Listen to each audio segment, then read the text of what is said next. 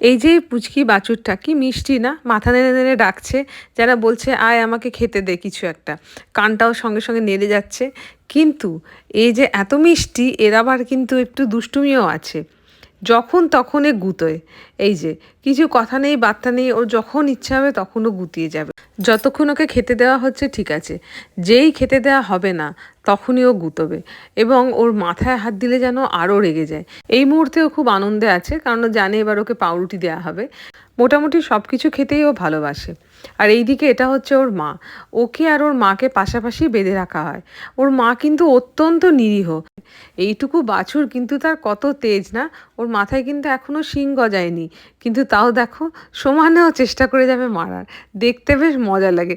আমরা ওকে আদর করে নাম দিয়েছি বদমাস। আর ওকে ডাকলে কিন্তু ও বুঝতে পারে, আর আমরা সামনে দিয়ে গেলেও কিন্তু ও ছুটে আসে। আর মাঝে মাঝে এমন জোরে গুঁতো মারতে আসে যে দড়িটাই ছিঁড়ে যায়। আর অভ্র তো ইচ্ছে করে দাঁড়িয়ে থাকে যে কখন গুঁতোবে, সামনে গিয়ে ইচ্ছে করে পাটা বাড়িয়ে দাঁড়িয়ে থাকে, আর ও গোতায় আর ও খুব মজা পায়।